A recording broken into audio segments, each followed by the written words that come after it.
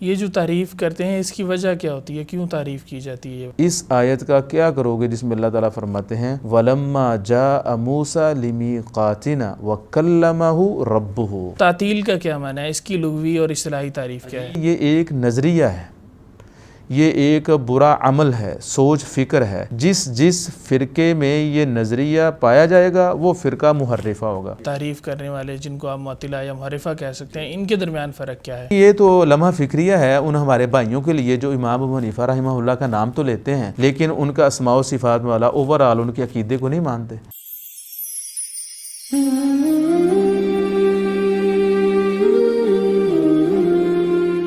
بسم اللہ الرحمن الرحیم، السلام علیکم ورحمۃ اللہ وبرکاتہ۔ ناظرین کرام، آپ دیکھ رہے ہیں پروگرام عقیدہ ہی راہ نجات ہے اور میں ہوں آپ کا میزبان حافظ سعد الرحمن۔ میرے ساتھ موجود ہیں جناب ڈاکٹر ارشاد الحسن ابرار صاحب۔ ناظرین کرام، آج ہم بات کریں گے اللہ تعالیٰ کی جو صفات ہے ان کے بارے میں۔ جو لوگ تعریف کرتے ہیں اور ان میں تعطیل کرتے ہیں، ان میں رد و بدل کرتے ہیں، اس طرح نہیں مانتے جس طرح قرآن و سنت میں وارد ہوئی ہیں، تو ایسے لوگوں اور ایسے گروہوں کے بارے میں اور ایسے نظریات کے بارے میں بات کریں گے۔ تو ڈاکٹر صاحب کی طرف چلتے ہیں اور اپنی گفتگو کا آغاز کرتے ہیں۔ ڈاکٹر صاحب کیسے ہیں آپ؟ جی الحمدللہ، اللہ تعالیٰ کا بڑا شکر ہے۔ ڈاکٹر صاحب آپ کا بہت شکریہ، آپ جو ہے وہ ہمیں وقت عنایت فرماتے ہیں۔ سلامکم اللہ، بارک اللہ فیکم۔ ڈاکٹر صاحب، سب سے پہلے تو میں یہ پوچھنا چاہوں گا کہ تعریف کا معنی کیا ہے؟ لغوی اعتبار سے، اصطلاحی اعتبار سے اصل میں تعریف کہتے کس کو ہیں؟ دیکھیں، یہ جو لفظ تحریف ہے یہ باب حرف یحرف سے مصدر ہے۔ اس کا مطلب ہوتا ہے تبدیلی، رد و بدل، چینج کر دینا، کسی چیز کو الٹ پلٹ کر دینا، کسی چیز کا مفہوم جو ہے وہ بالکل بدل دینا، حتیٰ کہ اس کی شکل و صورت بھی بدل جاتی ہے۔ صحیح۔ تو لغوی اعتبار سے یہ مطلب ہوتا ہے تحریف کا۔ صحیح۔ اصطلاحی اعتبار سے اس کا مطلب یہ ہے قرآن و سنت کی کسی نص کو یا نصوص کے الفاظ اور معانی کو بدل دینا، یا ان کے مفاہیم و جو مضامین ہیں ان کو بدل دینا، یا اللہ رب العالمین کے جو اسماء و صفات ہیں ان کے معانی کو بدل دینا، اس چیز کا نام تحریف ہے۔ وہ الفاظ بھی ہو سکتے ہیں اور اس طرح الفاظ کے معانی بھی ہو سکتے ہیں۔ کچھ لوگ الفاظ میں چینجنگز کرتے ہیں، کچھ لوگ ان الفاظ کے معانی جو قرآن و سنت نے مراد لیے ہیں وہ چھوڑ کر نئے معانی اپنی طرف سے گھڑ لیتے ہیں، بنا لیتے ہیں۔ صحیح۔ تو اصطلاحی اعتبار سے اس کو تحریف کہا جاتا ہے۔ اور یہ تعریف جو ہے یہ ایک ہی طرح کی ہوتی ہے، یہ اس کی مختلف اقسام بھی ہیں؟ نہیں، اس کی مختلف اقسام ہیں۔ تحریف کی اہل علم نے خاص کر اسماء و صفات کے باب میں مختلف اقسام یا انواع ذکر کی ہیں۔ سب سے پہلے اس کی قسم ہے تحریف لفظی، یتغیر معہ المعنی۔ ایسی تحریف کرتے ہیں وہ لفظ میں جس کے ساتھ اس کا معنی مفہوم چینج ہو جاتا ہے۔ صحیح۔ مثال کے طور پر اللہ رب العالمین قرآن مجید میں فرماتے ہیں وَكَلَّمَ اللَّهُ مُوسَىٰ تَكْلِيمًا۔ اللہ تعالیٰ نے موسیٰ علیہ السلام سے واضح طور پر کلام فرمایا۔ اب اس آیت میں آپ جانتے ہیں لفظ اللہ جو ہے وہ فاعل ہے اور موسیٰ علیہ السلام مفعول ہیں۔ کلام کرنے والے اللہ تعالیٰ متکلم ہیں اور جن سے کلام ہوئی وہ موسیٰ علیہ السلام ہیں۔ لیکن جو جہمیہ ہیں یا معتزلہ وغیرہ وہ اس آیت میں تحریف کرتے ہیں۔ وہ کہتے ہیں کلم اللہ، اصل میں کیا ہے کلم اللہ، لفظ ہا کے اوپر لفظ اللہ کے اوپر پیش ہے، وہ اس کے اوپر زبر پڑھتے ہیں۔ وہ کہتے ہیں کلم اللہ موسیٰ تکلیما۔ وہ نعوذ باللہ کہتے ہیں کہ موسیٰ نے اللہ سے کلام کی، وہ اللہ تعالیٰ کی بجائے موسیٰ کو متکلم بناتے ہیں۔ اس طرح امام ابن قیم رحمہ اللہ نے اپنی مایہ ناز کتاب الصواعق المرسلہ میں ایک بڑا زبردست واقعہ ذکر کیا ہے کہ ایک جہمی شخص جو جہمیہ والے نظریات رکھتا تھا، اللہ رب العالمین کی اسماء و صفات کا منکر تھا، ان میں تحریف کرتا تھا، اس نے ابو عمر ابن العلا ایک امام گزرے ہیں، ان سے کہا کہ آپ کیوں پڑھتے ہیں وَكَلَّمَ اللَّهُ مُوسَىٰ تَكْلِيمًا؟ آپ پڑھو وَكَلَّمَ اللَّهَ مُوسَىٰ تَكْلِيمًا، یعنی کہ اللہ تعالیٰ کی بجائے موسیٰ کو آپ متکلم اور فاعل بنائیں۔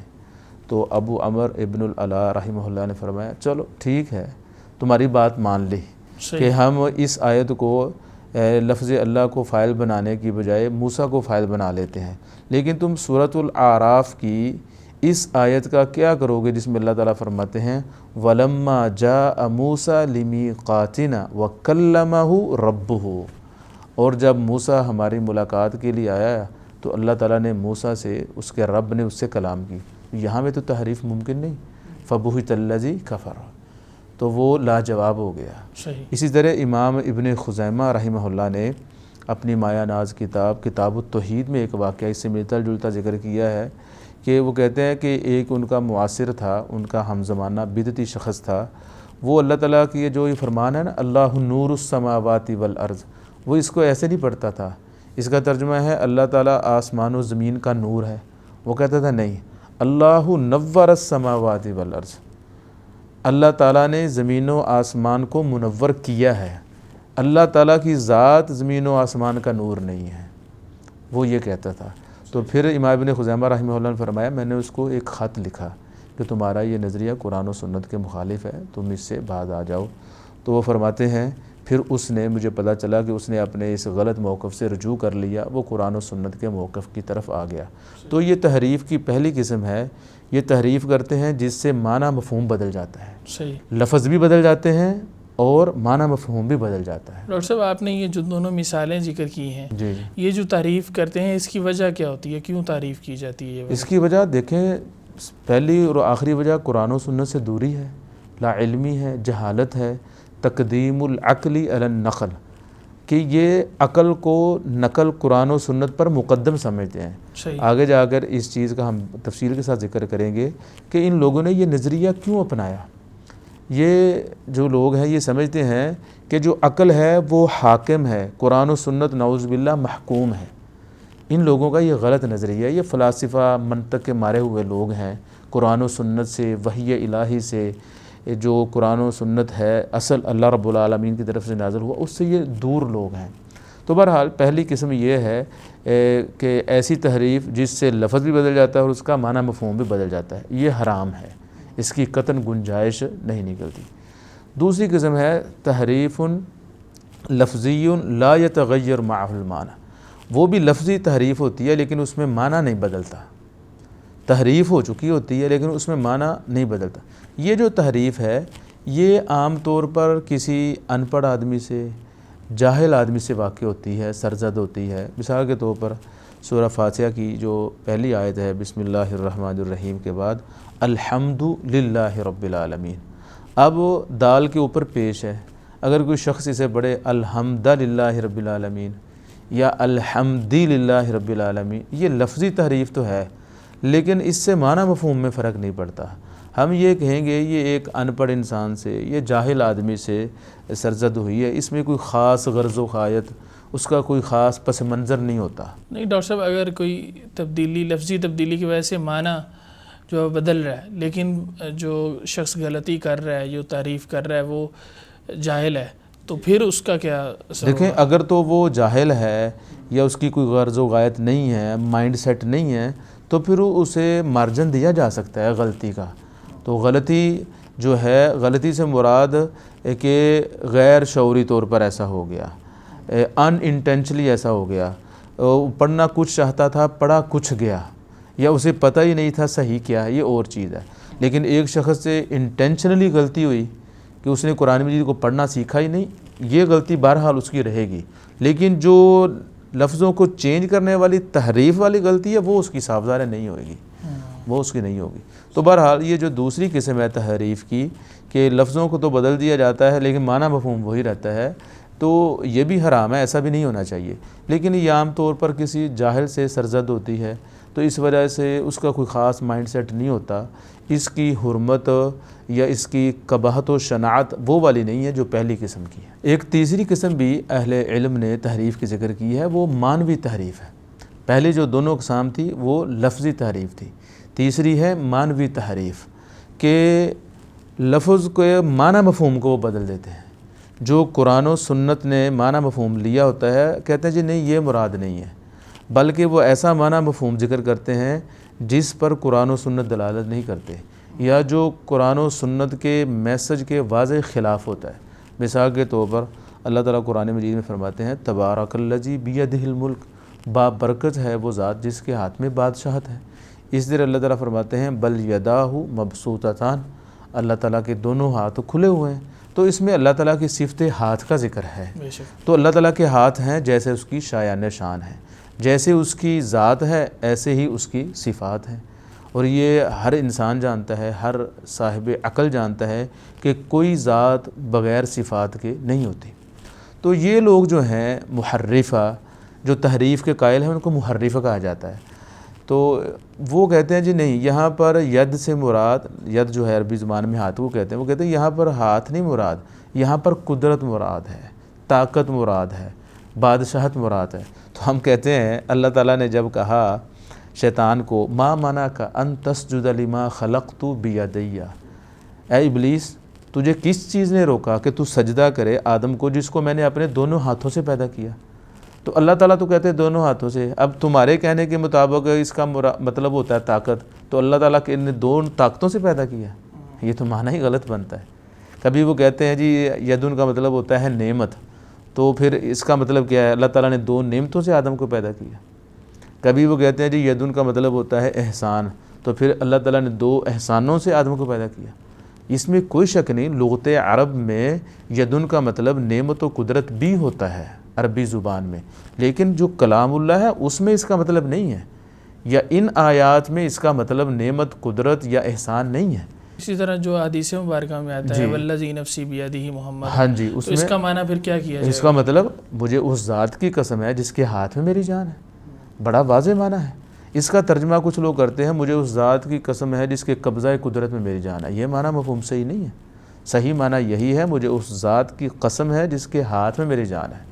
تو اس لیے یہ جو لوگ ہیں محرفہ، یہاں پر میں ایک اور بات چاہتا ہوں کہ اس کی بھی کلیئرٹی ہو جانی چاہیے کہ یہ تحریف جو ہے یا یہ جو محرفہ ہیں یہ کوئی باقاعدہ فرقہ نہیں ہے۔ جس طرح معتزلہ یا جہمیہ یا اشاعرہ ماتریدیہ یہ گمراہ فرقے ہیں، ایسے محرفہ باقاعدہ کوئی فرقہ نہیں ہے، بلکہ یہ ایک نظریہ ہے، یہ ایک برا عمل ہے، سوچ فکر ہے۔ جس فرقے میں یہ نظریہ پایا جائے گا وہ فرقہ محرفہ ہوگا۔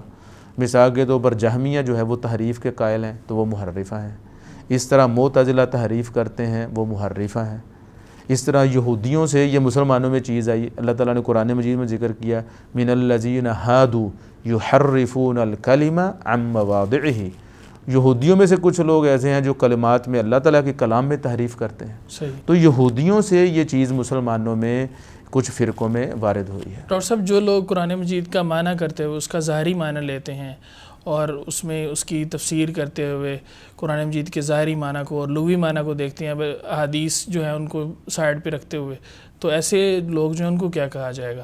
دیکھیں قرآن مجید لغت عربی کے لیے قاضی اور فیصل ہے، لغت عرب قرآن کے لیے فیصل نہیں ہے۔ صحیح، یعنی کہ یہ بیسک اصول ہے، یہ بیسک اصول ہے۔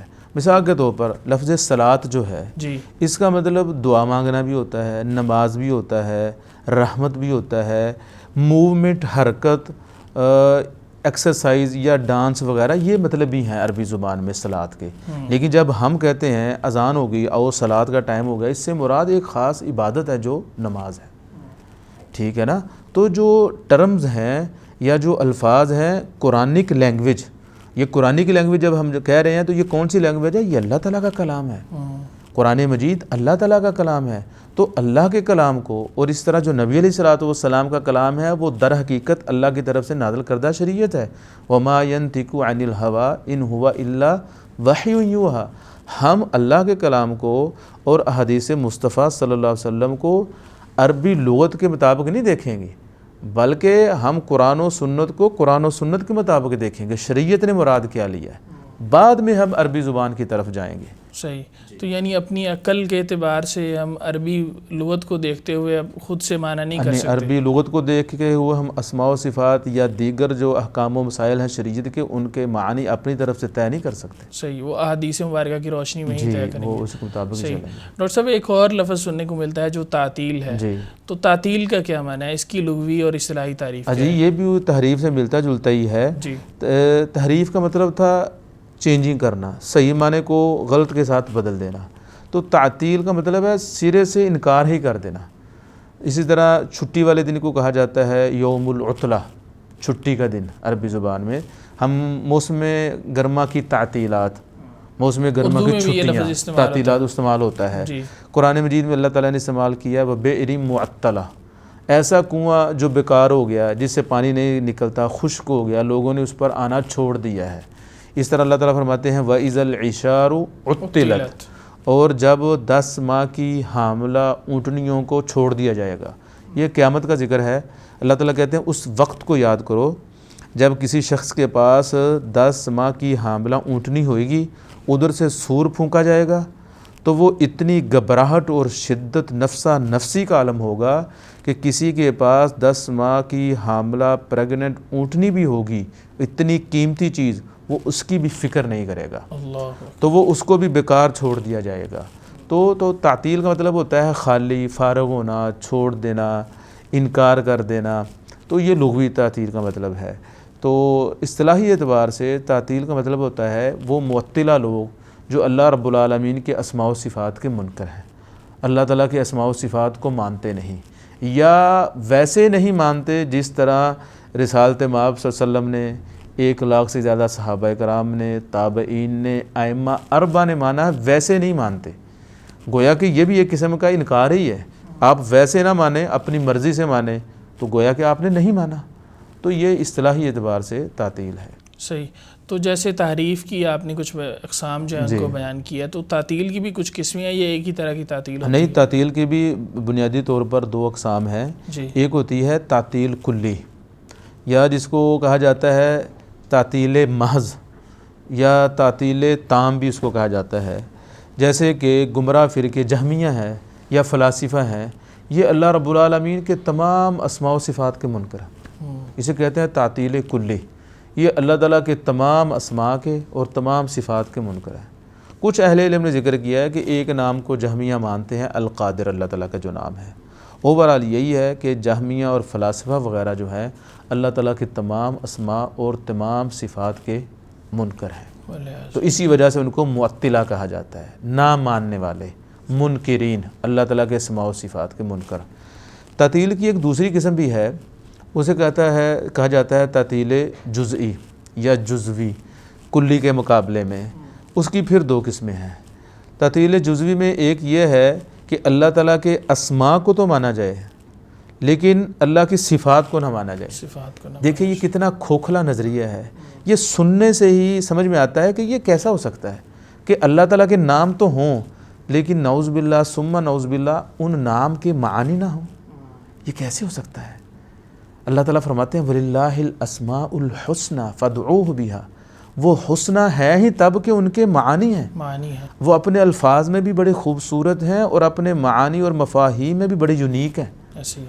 تو یہ بدبخت جو ہیں یہ لوگ، ان کا نظریہ ہے، کہتے ہیں اللہ تعالیٰ کے اسماء تو ہیں لیکن ان کے معانی نہیں ہیں. یہ معتزلہ کا نظریہ ہے. وہ کہتے ہیں اللہ تعالیٰ علیم تو ہے، اللہ کا نام ہے، لیکن بلا علم ہے. سمیع ہے بلا سمع ہے، بصیر ہے بلا بصر ہے، قدیر ہے بلا قدرہ ہے. وہ قدیر کیسا ہے جس کے پاس قدرت اور طاقت ہی نہیں؟ ہم کیسے ہو سکتا ہے دنیا میں ہم کسی کو کہیں اس کی آنکھیں تو ہیں لیکن وہ دیکھتا نہیں، اس کے کان تو ہیں وہ سنتا ہی نہیں، زبان تو ہے وہ کلام نہیں کرتا، پھر تو وہ اندھا گونگا اور بہرا ہے، وہ تو عیب ہے. یہ کیسے ممکن ہے؟ اللہ تعالیٰ نے قرآن مجید میں کہا الم یروا انہ لا یکلمہم، الم یروا انہ لا یکلمہم. یہ بنی اسرائیل اس بچھڑے کی عبادت کر رہے ہیں، ان بدبختوں نے اتنا بھی نہیں سوچا کہ وہ تو کلام نہیں کر سکتا. جو کلام نہیں کر سکتا وہ رب کیسے ہو سکتا ہے؟ تو یہ معتزلہ کا نظریہ ہے. وہ کہتے ہیں اللہ تعالیٰ کے اسماء تو ہیں لیکن ان کے صفات نہیں. یہاں پر میں ایک بڑے ہی بجد دل کے ساتھ ایک جو ہے وہ بات جو ہے مزید اس کا اضافہ کرنا چاہوں گا. چونکہ انسان ہے، معصوم دل خطا نہیں ہے.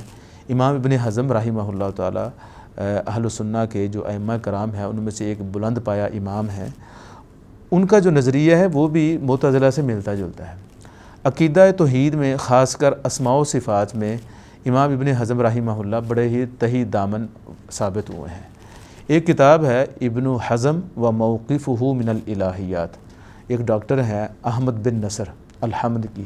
تو امام ابن حزم رحمہ اللہ کے عقیدے کے حوالے سے انہوں نے یہ کتاب لکھی ہے.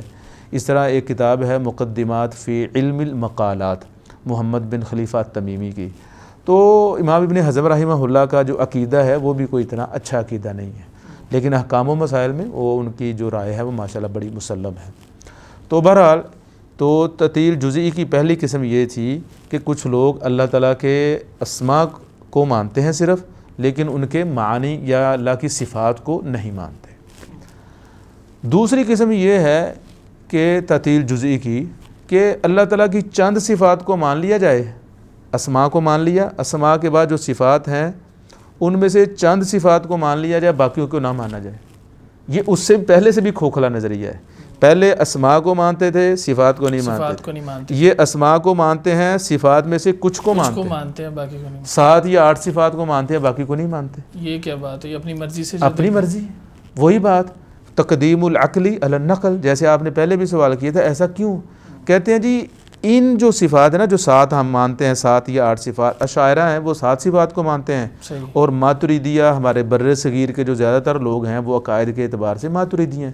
حالانکہ مجھے سمجھ نہیں آتی، یہ ہمارے بر صغیر کے ہمارے بھائی جتنے بھی ہیں، ہمارے محلے دار، ہمارے سٹیزن، ہمارے ملک کے باشندے، وہ ہمارے بھائی ہیں، وہ دن رات نام لیتے ہیں امام ابو حنیفہ رحمہ اللہ کا، لیکن ان کے عقیدے کو نہیں مانتے، پتہ نہیں کیوں۔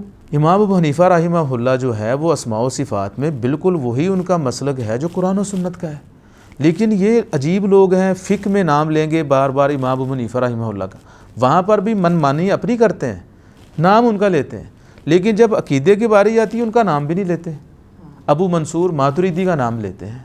صحیح۔ تو ان کا کہیں امام ابو حنیفہ کے ساتھ کوئی تعلق ہو کسی طرح کا، ان کے شاگرد ہوں، ان کے استادوں میں ہوں، کہیں قریب کوئی ہو، اس طرح کا عقیدے کے اعتبار سے کن کا ہے؟ جی جو ابو منصور ماتریدی نہیں، امام ابو حنیفہ رحمہ اللہ تو 2ری صدی ہجری میں فوت ہو گئی، یہ 3ری صدی ہجری کے ہیں۔ صحیح۔ ابو منصور ماتریدی تو شاگردوں کے شاگرد ہوں تو ہو سکتا ہے، لیکن ڈائریکٹ ان کے ساتھ کوئی تعلق نہیں، اور اگر ڈائریکٹ ان کا تعلق ہوتا، شاگرد ہوتے، تو ان کا نظریہ تو وہی ہوتا نا جو امام ابو حنیفہ رحمہ اللہ کا ہے۔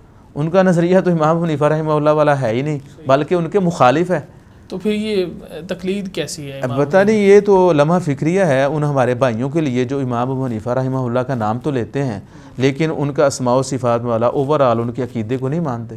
تو بہرحال ہم بات کر رہے تھے تعطیل جزئی کی دوسری قسم کیا ہے؟ یہ اللہ تعالیٰ کے اسماء کو مانتے ہیں، صفات کو نہ کلی طور پر مانتے ہیں نہ کلی طور پر انکار کرتے ہیں۔ کہتے ہیں جی ہم 7 صفات کو مانتے ہیں، تو باقی صفات کے یہ منکر ہیں۔ 7 صفات جو ہیں مثال کے طور پر، ایک ہے صفت القدرہ، ایک ہے صفت العلم، ایک ہے الارادہ، ایک ہے السمع، ایک ہے البصر، ایک ہے الحیات۔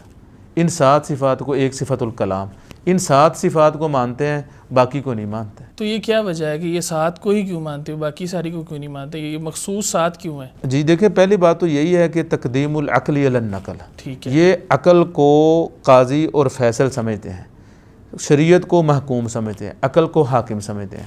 وہ کہتے ہیں جی عقل ان 7 صفات پر دلالت کرتی ہے، باقی صفات پہ عقل دلالت نہیں کرتی۔ نعوذ باللہ، اس کا مطلب کیا ہوا؟ عقل بڑی ہے، قرآن و سنت چھوٹا ہے۔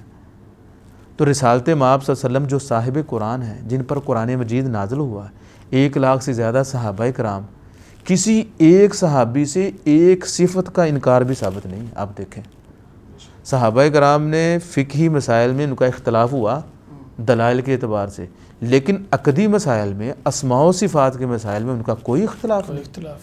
عقیدے میں تو اختلاف کی گنجائش رہتی نہیں، عقیدہ سارا ہے ہی اخبار، اللہ تعالیٰ نے جو اخبار دیں وہ سر تسلیم خم ہے ان کے سامنے۔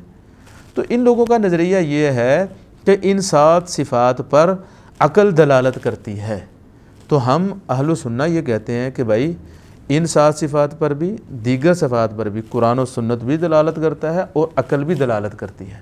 جس طرح تم نے عقل کے پیچھے لگ کے ان 7 صفات کو مانا ہے، ایسے ہی عقل کے پیچھے لگ کے ان 7 صفات کو، باقی صفات کو بھی مانو۔ بے شک وہاں پر آ کے ان کی عقل پھر جواب دے جاتی، کیونکہ عقل جو ہے متفاوت ہے، کسی کی عقل صحیح ہے، کسی کی عقل فاسد ہے۔ بے شک تو جب عقل فاسد ہو جائے، یہ اصل میں مامون کے دور میں جب فلاسفہ اور یونان کی کتب کا ترجمہ ہوا، پھر وہ کئی چیزیں ایسی چیزیں مسلمانوں میں در آئیں، تو ان لوگوں نے وہ کتابیں پڑھیں، تو اس وجہ سے ان لوگوں کے نظریات جو ہے وہ خراب ہو گئے۔ تو یہ ویسے ہی کھوکھلا نظریہ ہے۔ اس طرح شیخ الاسلام امام ابن تیمیہ رحمہ اللہ کا مجھے ایک ذکر کردہ ایک قاعدہ یاد آ گیا، وہ فرماتے ہیں القول فی بعض الصفات کالقول فی البعض الآخر، چند صفات کے بارے میں غلط نظریہ اپنا لینا گویا کہ آپ باقی صفات کے بھی منکر ہیں۔ چند صفات کو مانا ہے تو باقی کو بھی مانو، چند کا انکار کیا تو باقی کا بھی انکار کرو۔ یہ کیا، نہ ادھر کے رہے نہ ادھر کے تم، نہ خدا ہی ملا نہ وصال صنم، یہ تو بات نہ ہوئی نا۔ تو اہل سنہ کے ساتھ ملو، جو قرآن و سنت کا خالص صاف اور شفاف منہج ہے اس کے ساتھ انسان کو ملنا چاہیے۔ صحیح۔ ابھی تک آپ نے جو دو چیزیں ذکر کی ہیں، ایک تعطیل اور ایک تحریف، میں پوچھنا چاہوں گا ناظرین کو سمجھ آ جائے اس بات کی کہ ان دونوں کا فرق کیا ہے، تعطیل اور تحریف کا۔ اسی طرح جو تعطیل کرنے والے اور تحریف کرنے والے جن کو آپ معطلہ یا محرفہ کہہ سکتے ہیں، ان کے درمیان فرق کیا ہے؟ جی بڑا اہم کویسچن ہے۔ دیکھیں، ہم نے شروع میں ذکر کیا تھا ڈیفینیشن میں تعریف ذکر کرتے ہوئے، تحریف کا مطلب ہے الفاظ کی حیت اور شکل کو بدل دینا، جو اصل ان کا مدعا ہے اس سے ہٹ کر ان کو ماننا۔ تعطیل کا مطلب ہے انکار ہی کر دینا، ماننا ہی نہ۔ تحریف کا مطلب ہے نصوص کو ماننا تو صحیح لیکن غلط طریقے سے۔ تو تعطیل کا مطلب ہے سرے سے ہی انکار کر دینا۔ تو اس اعتبار سے آپ کہہ سکتے ہیں ان کے درمیان عموم و خصوص مطلق ہے۔ وہ کیا ہوتا ہے کہ ہر محرف جو ہے وہ معطل ہے، ہر محرف، ہر تحریف کرنے والا وہ تعطیل بھی کرتا ہے۔ کیوں؟ وہ حق مانے کا انکار کر دیتا ہے، باطل مانے کا اس بات کر دیتا ہے۔ تو جو ہے معطل، تعطیل کرنے والا، وہ صرف حق مانے کا انکار کرتا ہے، باطل مانے کا اس بات نہیں کرتا۔ یعنی یہ تحریف اس سے زیادہ خطرناک ہے، تحریف زیادہ خطرناک ہے اس اعتبار سے دیکھا جائے۔ ہر محرف جو ہے وہ معطل ہے، ٹھیک ہے نا، ہر محرف جو ہے معطل ہے، بلکہ ہر محرف معطل کیوں ہے؟ وہ کہتا ہے جی نہیں یہ معنی نہیں جو آپ بتا رہے ہو، یہ نہیں، ہم جو بتا رہے ہیں وہ معنی ہے۔ اور میرے خیال میں کثرت بھی نہیں لوگوں کی ہے جو تحریف کرتے ہیں، جو تحریف کرنے والے ہیں ان کی کثرت ہے۔ کیوں؟ کوئی تعطیل کرنے والے ڈائریکٹ انکار کر دیں گے تو قرآن و سنت کا اسماء و صفات کا ڈائریکٹ انکار کرنا، اس کے لیے بڑی جرت اور بہادری چاہیے۔ آگے سے اہل سنت دیگر مسلمان جو ہیں وہ ان کو بڑا سخت جواب ملتا ہے۔ تو بہرحال اس وجہ سے تحریف زیادہ خطرناک ہے۔ تو سب سے پہلے جس بدبخت نے اللہ رب العالمین کے اسماء و صفات کا انکار کیا امت مسلمہ میں، جو سب سے پہلا معطل تھا، اس کا نام ہے الجعد بن درہم۔